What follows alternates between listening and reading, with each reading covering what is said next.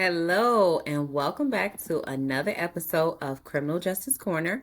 Here at Criminal Justice Corner, we give you the real details surrounding the case, and just in case you find yourself in that same situation, we give you potential actionable advice so that you can potentially get yourself out of it. Today, I have with me a very special guest, Rodney Carpentier. Rodney, can you tell the audience a little bit about yourself? Yes, I am a 19-year law enforcement veteran. I work out of a sheriff's office in New York State, and I am also a recently self-published mystery novelist, basically taking some of my experiences and some of the people I know and putting them into book form. I I mean, you got to do something when you've worked in law enforcement for so many years, right? You got to Yeah, bottle it up. You got to get it out so that it doesn't stay contained for so long, right? absolutely. I love that. Today, we're going to talk about a cold case, and it's not often that we talk about cold cases in on Criminal Justice Podcast, but this one is the reason that we're talking about it is because it recently came back up in the news. It is a cold case out of Elgin, Illinois. It is regarding Karen Shepard, who vanished in 1983.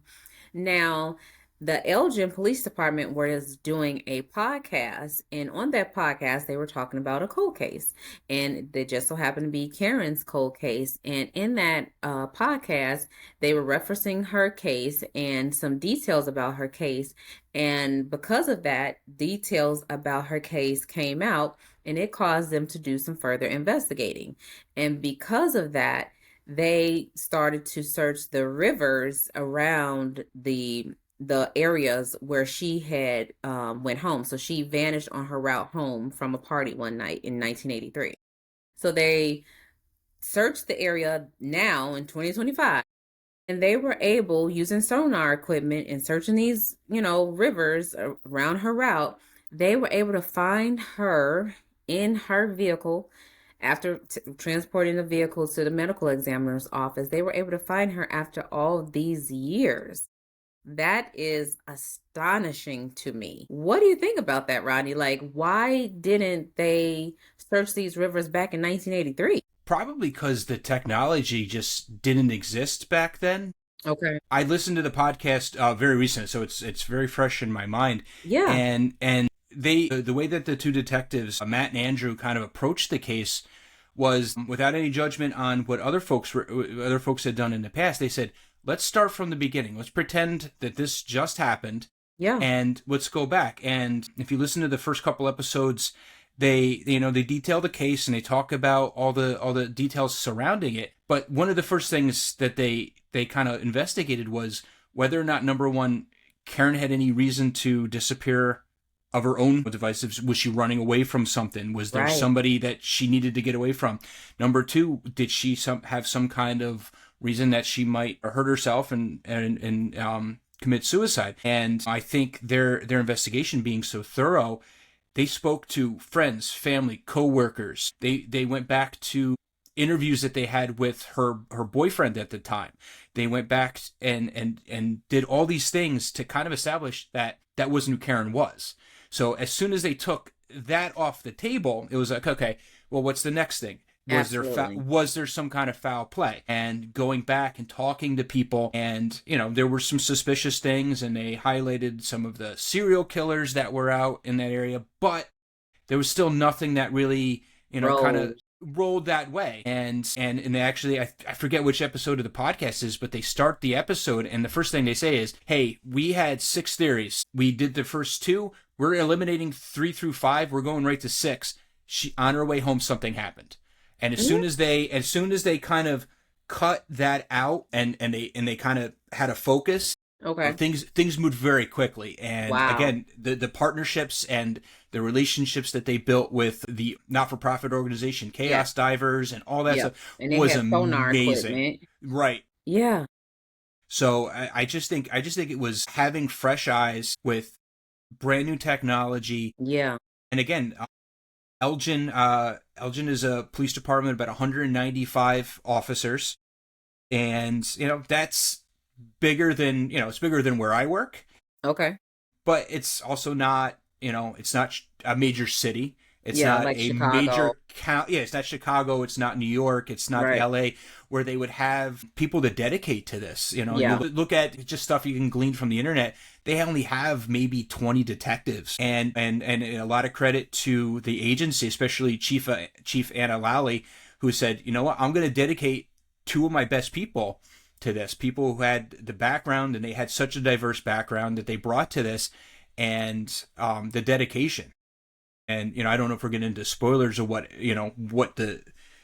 they thought. I mean, obviously, I'd like to have people go visit their podcast too, because they did such a Yeah. phenomenal job. Yeah. But it was just very interesting. It was very rewarding. It was very emotional.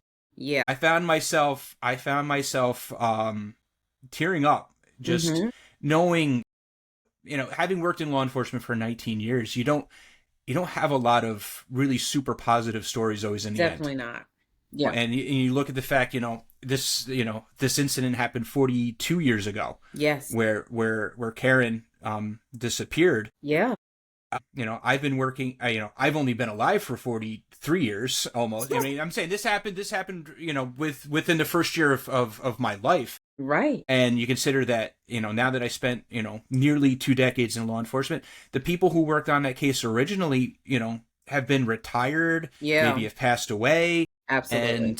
and, they never got that happy ending. They never got that closure. I mean, and Absolutely. it's very amazing that, when you talk about the family, how close they stayed together, and the Yes. fact that her mother is still alive at 90 years old, and, excuse me, a little choked Mm-hmm. up there. The fact that she Yeah. finally got that closure, Yeah. To see what at happened to 90 her years old, daughter. and that's amazing. And That is so that is just amazing. fabulous police work. It is fabulous collaboration between law enforcement and private industry and stuff like that, and it's just amazing.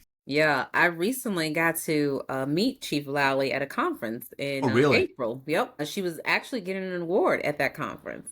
So I was able to meet her. So I met her firsthand, and she is an awesome woman, awesome chief. And she, of course, deserved that award. And two, like you said, allow her agency to open that case back up to do the podcast. A lot of chiefs would not allow that. They would be like, no, we have other cases going on right now, focus on those. And to be able to bring that closure to her mother, to her brother, to her family members is huge. Have to agree with you. And it made the news here in Illinois. So I think that's amazing. Yeah. And like I said, you sent over that article, and I was like, I kind of gleaned over. I was like, okay, and Yeah. this was what, probably 6, 7 weeks ago. I was like, all Yes, right, at least. I'll get to this. I have some other things to focus on, but the end of last week, I was like, all right, we gotta start looking into this, and that's when I found the podcast, You're and like, wait a minute. yeah, and I listened all weekend. I had the long weekend for Memorial Day. I Yes. listened while I was on the lawnmower. I listened while I was commuting between back and forth to work. So Yeah. it was powerful. I still have to finish the last episode. Okay. I kind of cut that off, but I got to the end, and it was just so rewarding. And those guys deserve a lot of credit for just The you work. know exactly. And the thing is once you started applying some of these things, how quickly Mm-hmm. results can come. Absolutely. And Absolutely. that's amazing. And just thinking outside the box and having the support of your Absolutely. the administration like that, the chief should be commended. You said she got an Absolutely. award, absolutely. And I work for a somewhat progressive agency myself. We're always trying to think outside the box. Bless you. Thank you. And and we haven't done anything amazing like that yet, but it's nice to know It's that those still things time. exist. Don't worry, there's Yes, still yeah. time. Yeah. Now, speaking of cold cases, you're an author and your book dives into a cold case. Now, tell us about that. So mine is completely fiction, but I set it in the Catskill Mountains of New York, Okay. where my main character's name is Mike. He's a rookie police officer. He's working for the same department that his dad was the chief in. Mhm. His dad has since passed away, and he's kind of living in his dad's shadow, and he's just trying to make his own way, make his own Okay. career. When a podcaster, ironically enough, comes to town and kind of disrupts all that, and he tells Mike about this cold case, this woman who was murdered. She's a Jane Doe, unidentified, was killed. They don't have any suspects because they don't even know who she is. Okay. And she was left out on a overlook in the Catskills, and it's been completely cold for 40 plus years itself. Wow. And These stories are parallel, Rodney. Wait a minute. a little bit, there's more foul play in mine, Okay. and I know how it ends in Of my course. head, but Yeah. this is the first book of a trilogy, so Ooh, I love there's trilogy. everybody loves a trilogy, I love a and good trilogy. so at the end of this, you don't have any answers. I'll that'll be the biggest spoiler, but Okay. things progress. Mike is able to take that case and he Okay. starts looking into it, try to understand his father. Yes. I did forget that. His father, when he was a rookie, was the first officer on scene. Ooh. And that case kind of followed him and haunted him through his entire career when he was a detective, when he started moving up the ranks and he was chief. It was something that followed him and he never got that closure. And now it's kind of passed down to Mike. And then, dramatically enough, Mike becomes the first officer on scene at a modern day murder. Oh boy. And it's also at the same Overlook. Okay. So you have these similar elements. You have, a woman, she's been strangled. Yep.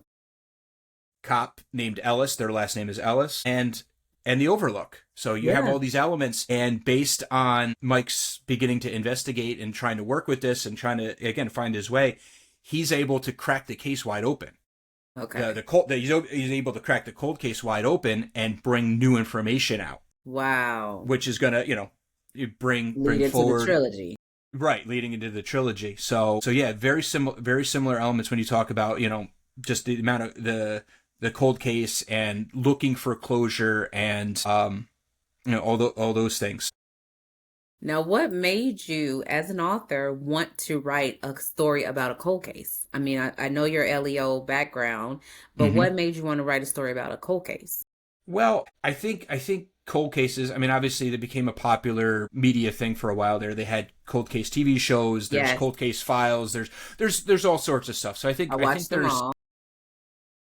Ironically, they're very easy to fall asleep to, I found. Like, it's good background noise. You get some weird dreams out of it, but, it's... And I don't do that. That's the one thing I don't do is fall asleep to them, because you are so right. The dreams are vivid. But I just think there's something to trying to understand the past. Okay. Like, history is so difficult, and everything deserves its context. Absolutely. And I'm a big history buff, and, and you look at something like a crime. Yeah. And not knowing anything about it, and where do you gather your evidence from? And again, when you look at, the differences in time, again, the technology's not there, maybe the drive's not there. Yeah. And when you're writing something that's fiction, you can also put a lot of other stuff in there. Yes. To make it spicier and make it more complicated. Yes, more salacious. Maybe there are other secrets that are involved that are keeping this buried a little bit longer. But the biggest element of the beginning of the story is that Mike's 20 years old. Ooh. And he's never heard this story before. Ooh. He never knew his father was involved. He starts researching and goes to the library to look up the case, and there's no information. Wow. It takes him finding people who were actually there, people that did work with his father who are still alive, to start kind of figuring things out. That's true detective work. Correct. And it's something that he doesn't even know exists. Meanwhile, he's also, again, he's working on this modern day case. Yeah. That, maybe he's not really ready to do. Okay. But here he is kind of doing two of these things, and again, not having a very good relationship with his father, trying to see how his dad's kind of mixed up in things and just trying to understand. So I think cold cases are just, the mysteries of the past. Now, would you say that history repeats itself? Would you agree with that statement? For what I'm writing, not necessarily, but I think history has a lot of parallels. Okay. Maybe not repeating itself, but there are sometimes you find yourself on a very parallel path. Okay. And, as something else, or you find the weird ironies, I think, that are there. So maybe not repeating itself, but it definitely, kind of, I'm very musical also. So maybe it's not the same note, but maybe it's something that harmonizes. And all of a sudden you're just like, this sounds familiar. Yes, I So, can see that. I can definitely see that because they always say there's nothing new under the sun. hmm So I think I can agree with that. There's nothing new under the sun versus history will repeat itself. And I agree with like the parallels. hmm I can definitely see that. So what is the name of your book and where can the audience find it? it's right here. Okay. It's called Our Lady of the Overlook. Okay. And it is available through my website, rlcarpentierwriter.com. And that way we can keep Mr. Bezos out of it. However, it is available on Amazon. Okay. Just for everyone else to find it. But if you order straight through me, I do sign every book, personalize it, and everything. Who doesn't want a personalized book? Exactly. Currently editing the second one. I just got the manuscript back from the editors. We're planning on releasing that on August 29th of this year. Nice. And that one is called Quiet Whispers of the Overlook. Ooh, do you have And like a then waiting list for that one? starting to pre-sale now. Okay. I've got some pre-sales with that. Doing some in-person events over the summer, Ooh. hoping to sell one book and then say, hey, just so you know, there's another book coming out. So So are working the those, marketing into things. yeah, so are those dates like the in-person dates listed on your website? They are. Okay. Most of them are in New York. More local. So if you have listeners from New York, Yeah. mostly where I live in Rockland County, Okay. doing some street fairs and stuff, but also going up to the Catskills. Everything in the book is based on personal experience living in and visiting the Catskills over a number of years. So Okay. there's some of the people who have read it from up there say, it's like you're there, and it's very it's and basically the extra character in the book is the setting I and love that. Like that, I feel like when you do it like that, it's like immersive. hmm I love yeah that. I yeah love and that. And I love a good book. So that's awesome. so and yeah and then just to tie back to the Elgin case, just Okay. I think podcasts are a huge new thing. Yes. Yeah, everybody has a podcast nowadays. Yeah. I've done one of the things I've done in my marketing is getting on podcasts and all sorts of podcasts, writing Yeah. podcasts, law enforcement podcasts, a lot of dad podcasts where it's just two guys drinking coffee and talking about being dads, man. That's But hilarious. I think it's an incredible tool. And like I said, when I found Matt and Andrew's podcast and listening to how they did things, I'm like, it gave me a lot of ideas of how to develop things in the future. Okay. And the podcaster character, his name is Tim Figueroa, and his Ooh. show is called Figure It Out with Figgy. Oh, I love that. That's So it's cool. kind of catchy, and Definitely he's catchy. a real character. He's the showman. He's the wheeler and dealer. He's kind of Yeah. whereas Mike's kind of a more flat kind of taking everything in. Tim is the guy that's a catalyst, and after listening to what Matt and Andrew were able to do and the Okay. attention they brought, and again they didn't bring a criminal to justice. They brought answers to something, and I think there's Yeah. something to that, and I think maybe after I'm done with this trilogy, maybe there's more stories for Tim. Maybe Look there's at more that. things for Tim to do, and bringing that out. But I think podcasting is a huge thing because that's pretty much all I do now. I don't listen. Really?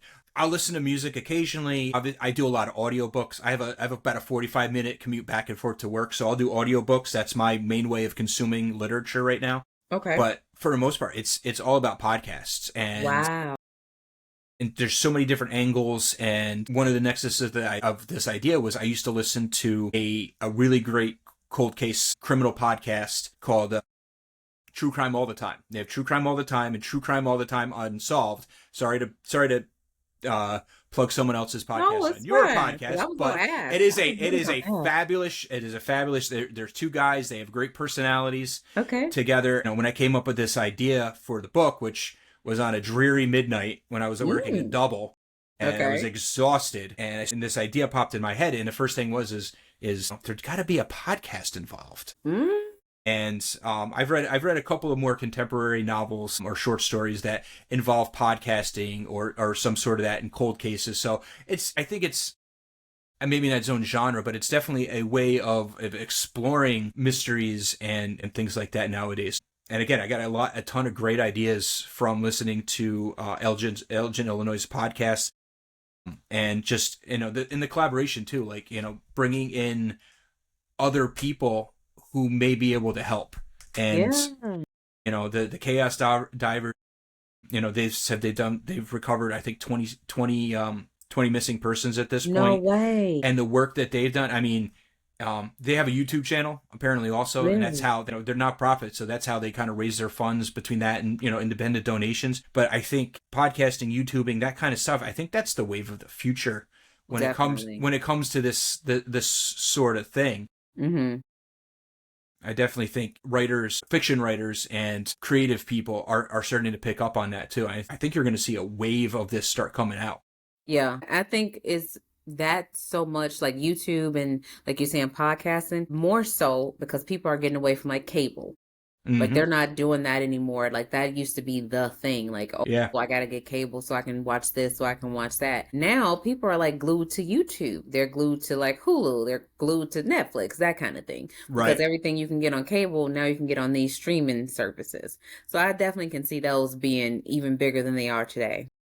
But then I think, cable and networks and things like that too are so, there's a lot of people who are kind of blocked out of that because they don't have, the catchy thing. But I think there are a lot of creators out there doing independent things that have an audience that aren't necessarily going to get picked up by one of these bigger companies. It's so true. So I think it's, there's a little bit of the Wild West, and you kind of got to take everything with a grain of salt. But Yes. if you get a podcast that's run by law enforcement, and the information they're putting out, as long as you have good enough trust in that agency, Yeah.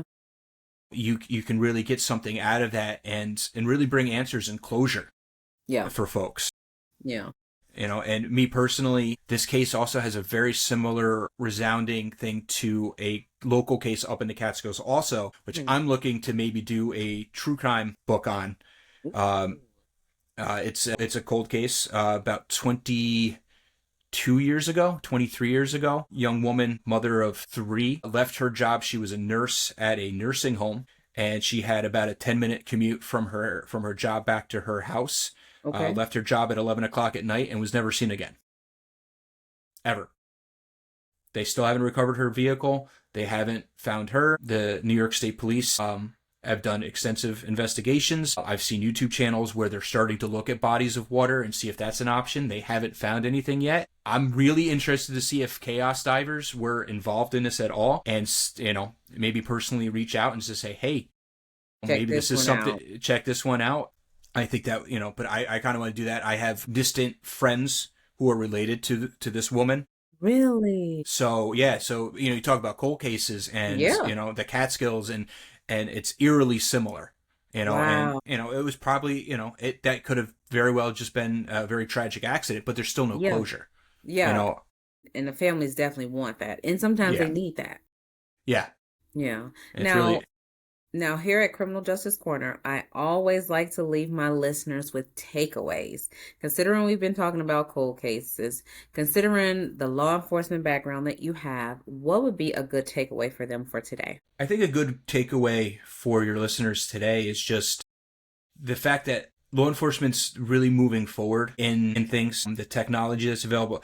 We talk a lot about the CSI effect and say, thinking things can be solved very simply. That's not the case, but there are so many more tools and so many new things out there for people to utilize Yes. that just never existed before.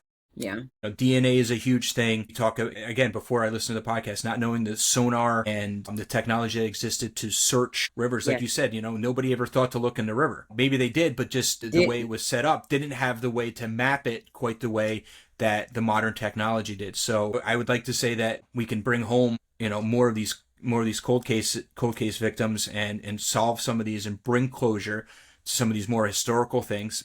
And maybe in the future also a lot less cold cases will exist because, and again, I think the attitudes of law enforcement have changed. Listening to a lot of true crime podcasts and creators, there's always a sense that in the past, maybe some local law enforcement didn't really look after certain communities. Exactly.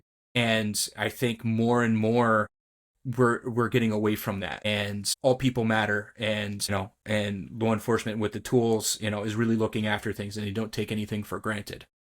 Well, I think that's excellent. I think that people should know that there are new tools becoming available every day. The technology now exists that was not there way back when. So if they're, like you said, if they know somebody who has a cold case or their case in their family is a cold case, maybe they can reach out to the detectives and they'll try to get it opened up again. And maybe there's some new technology that can help bring closure to that family.